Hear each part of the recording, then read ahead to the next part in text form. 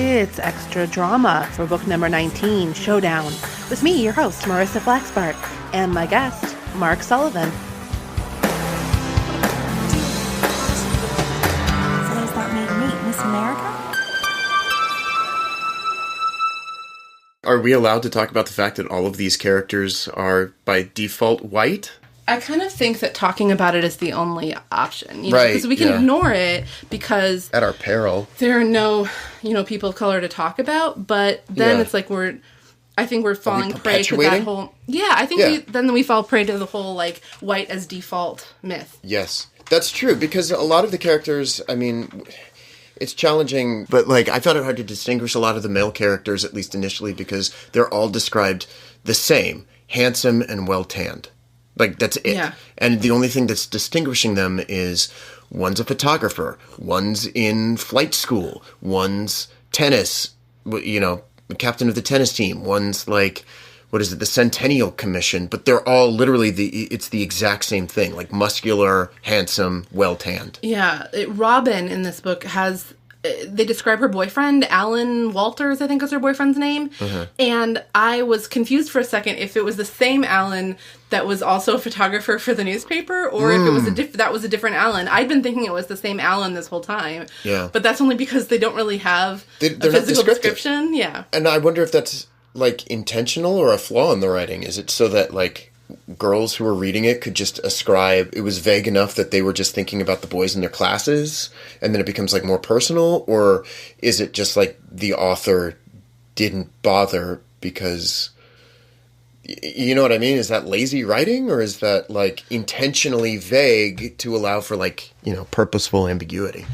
I think, actually, you make a really good point that it would probably be easier for girls to fantasize, like, whoever their favorite heartthrob was, whether it was someone famous or someone at their own school. Yeah. They can picture him, like, well, he has sandy blonde hair, so he must look just like Joey, Because it's that game where you cast the movie of your life with actors. It's like the reversal, right? It's like, oh, Joey is clearly going to be playing Alan when we make the movie of Sweet Valley High number 19 Showdown. Mm-hmm. Like, and then that gives it a sort of like creative intimacy. Yeah. That if the author had created very distinct characters, you might have, it might be harder to connect with. Potentially, because they'd be real, like instead of just, this is all like a fantasy cloud in the reader's imagination. And it's one of those things too, like in radio dramas, like the idea is that it can be very vivid because it's the theater of the mind and you are the one actively creating the images. Mm-hmm. So if this is very vague in its description and the only thing you know about him is that he's well tanned, then you have to do more work in creating those characters. Yeah, that's true. I think that generally speaking, of a writing perspective, you try not to have to make the reader fill in the blank with something that could be wrong. I mean, I guess it depends on how much you care about it being a specific thing. Mm-hmm. If you want to leave the details of a room, whether it's a room or a person or a town or whatever, you want to leave it up to their imagination, then you can leave it blank. But that sometimes that's considered sort of like lazy, or I actually less in character description than I think in character motivation. Yeah. Like, have you seen First Man? Yeah, not yet. Well, it won't spoil anything to say that... Do they get to the moon? Mark, I don't want to ruin it. So we'll skip the ending. Uh-huh. Do they or don't they make it to the moon? Which is actually like a primary tension of the movie. Yeah. But I think they pull it off better than I thought they would based on the trailer. Can I pin that for a later sidebar? Yes. Okay, great. Please. The idea of creating the tension of, how will this turn out when it's actually... historical drama, like you already know how the history unfolds. So how do you as a creative storyteller engage an audience so that they feel like they don't know where the story is going? Mm-hmm. But I don't know. We're talking about it now, so we can go ahead and talk about it. Well, I totally derailed your thought, and I don't want to do that. I can pin that. Okay. That can be the pinned thing. All right, now we have 3 pins going. No, I was just listening to something, Doris Kearns Goodwin? Mm-hmm. Who wrote... circle of enemies. Rivals. Right. Team of rivals. Team of rivals. Oh, brotherhood of enemies. Frenemies. Well, Frenemies. Circle of Enemies is nice because it's like Circle of Friends, the movie, but Circle of Enemies. No, it's called Team of Rivals. Where Abraham Lincoln is played by Minnie Driver. That sounds like a good movie. Yeah, I would watch that. I would pay $17 at ArcLight. So Doris, Kearns, Goodwin. Was talking about having read Barbara Tuchman's Guns of August, the really comprehensive account of the First World War, and saying that she was a writer who made you feel like you didn't know how all of this was going to turn out, and that the goal of a historian when writing about history is to tell the story in the moment as if you, the historian, don't know what the next moment is going to be. So if you can figure out a way in that it is present in that reality and trying to understand what the decision makers and the participants knew at the time, not what the consequences of their actions would be, you engross an audience. And that's it. That's all I wanted to say. Yeah, no, that is actually... Which brings us back to Sweet Valley High. But First Man, though. That's the pin. Yes. So, but that it applies directly to that. It is a story where I think in the movie, even though you know how things are going to turn out, hopefully, they do. Because the characters don't know how it's going to turn out. And they make everybody involved, Damon Chazelle, the actors, I think that they make that very real. Screenwriter. One thing about it that was, I don't quite know how to feel about it, is that I have been describing it to people as saying, I liked it, but there was a lot of face acting. So a lot of the emotions and the drama are coming across without anyone actually saying what is going on. Mm-hmm. And you don't want to, it's easy to tip over into exposition, and it feels like pointless exposition where it's unrealistic to have these characters dumping their emotions. And the fact that these characters in this era, and these people specifically, do have their feelings a little bit repressed. Much more locked down. It's a very important part of the story. But to the effect that at the end of the movie, it might be possible for you to leave the theater without really understanding what the primary conflict beyond the surface level of will we get to the moon was. Yeah. And the movie wants very badly to have a very deep emotional conflict. And I drew my own conclusions about what I was pretty sure was going on. But I felt like I was making a leap to get there. And that's something that I have mixed feelings about. Because... you don't want to have your hand held, but you also don't want to have to be guessing. Yeah. Yeah. Have you ever had a conversation with somebody after a movie, especially where you have a problem with part of the story, but they didn't explain how this could work, and the person has this long explanation that they've just made up about how... They've filled it in as backstory, and it's completely not based in the reality of the experience. They're just trying to frame it for themselves. Right. And getting back to Sweet Valley, that's what girls can do with boys. Terrific. We did it. It all ties in. We did it. Yeah.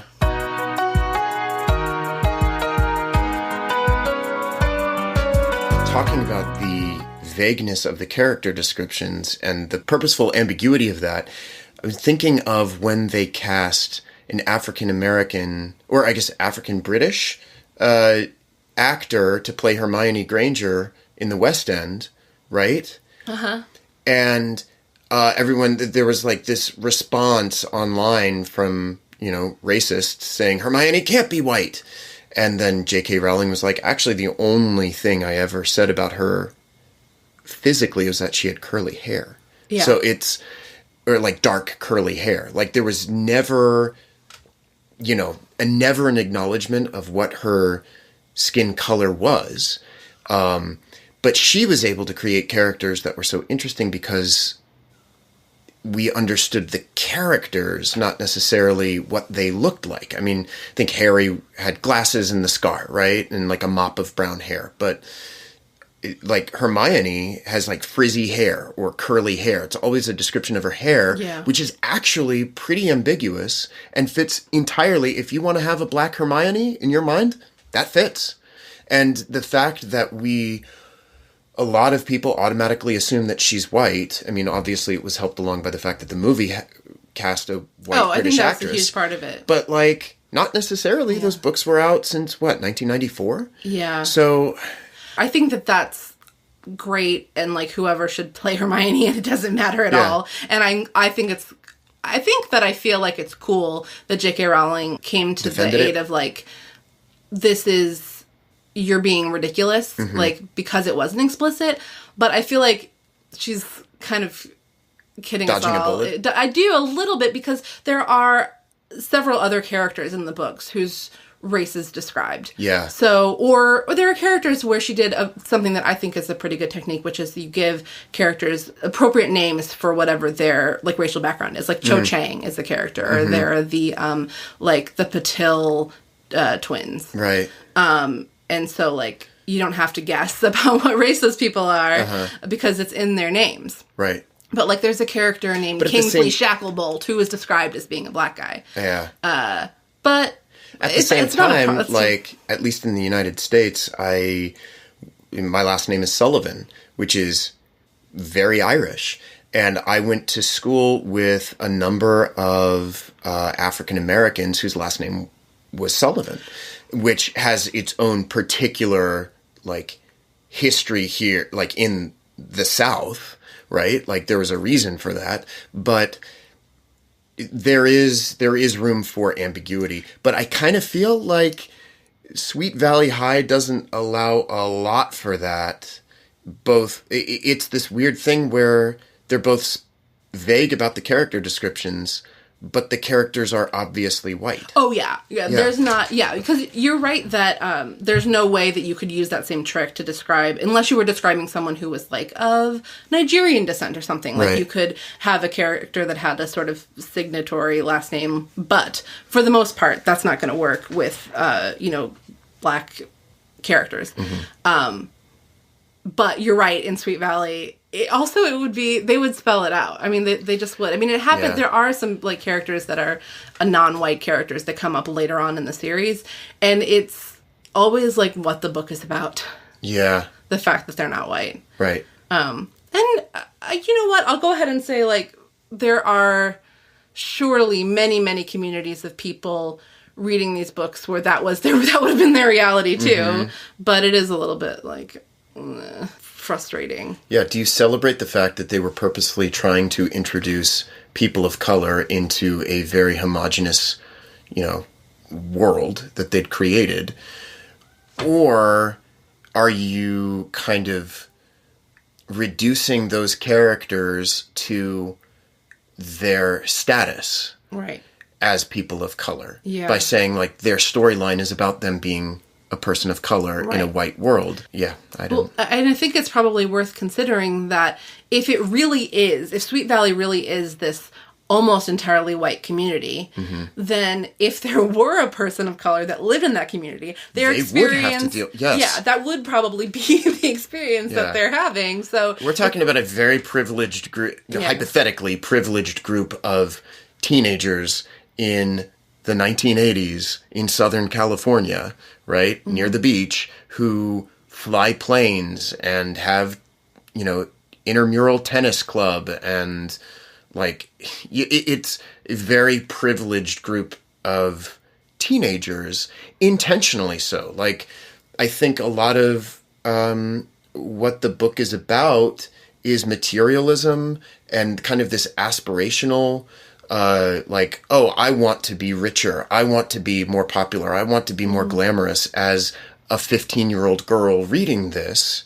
Therefore, like, that's the world that they created. It's kind of like movies during the Great Depression were not necessarily about, like, the real world struggles of people in the Great Depression. It was about, highly... like rich and glamorous people doing rich and glamorous things. It was like this aspirational escapism. Right. And that's kind of what I was taking from it. It's like, why are all of these kids, like, their parents are successful titans of industry who buy their children planes? Like, it's...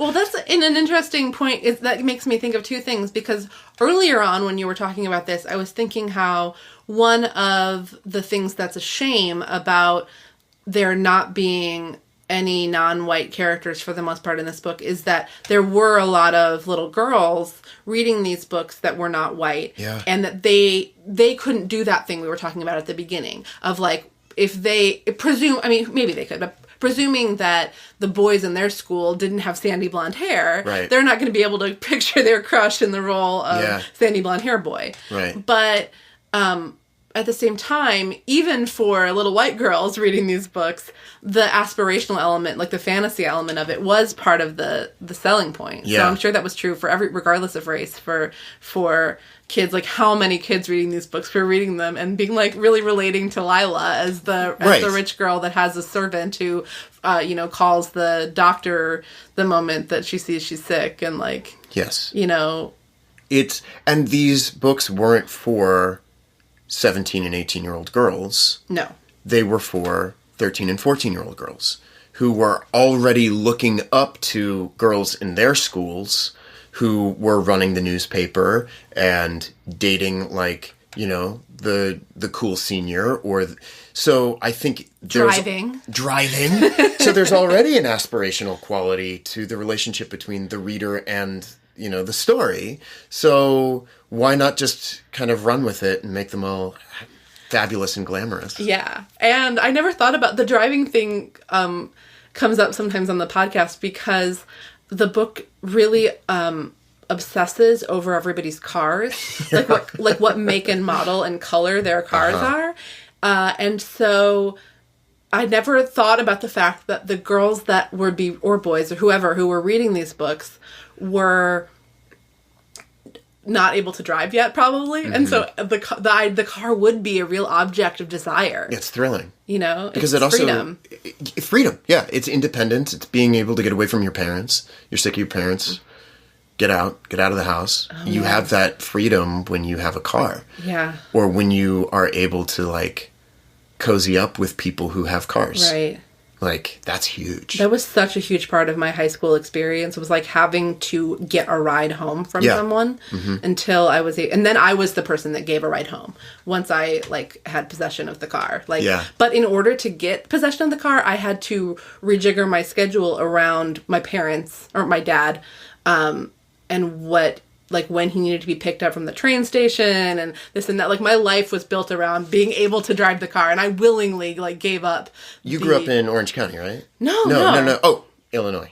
No? Well, at this point, I was in Northwest Indiana. That's right. Sort of suburban Chicago. There was no, transit of any kind, and everything was too far away to walk or bike or anything, so... and then it's funny to think the lengths that I was willing to go to be the person that got to give the ride as opposed to who had to find the ride. Oh, wow. Yeah. Because that gave you authority because there's a hierarchy. Yeah. Right? I don't remember where you're from. Virginia. Oh, okay. Yeah. It's the same thing. Same thing? Everybody, yeah. Cars. You need to have a car. Gotta love your car. Yeah, suburban Virginia. Yeah. What kind of car did you drive? I didn't have a car. Yeah. But I borrowed. My mom had a Camry. Oh, what color? It was dark green. Ah. Very sensible. I also didn't have a car of my own. I drove the one car we had. It was a Plymouth Voyager. Oh, all right. Which is a minivan. It was maroon. And then I think we might have traded that in for some sort of Chrysler Town and Country, maybe? Also maroon. Also a minivan. Almost identical. Excellent. This has been enlightening. Yeah. I think Should we start the podcast? I think we should start the podcast now. Listeners, we usually record this episode after the main episode, but this time we're doing it the first time. Because I can't stop talking. Well, I like that about you, Mark Sullivan. We have one last order of business, which is to tease book 20. Oh, yeah. Can George and Enid avert disaster? Find out in Sweet Valley High, number 20. Crash Landing. Crash Landing. Does that make me Miss America? All right. I think that will be good. Yay! Oh my gosh, that was so great! That was so much fun.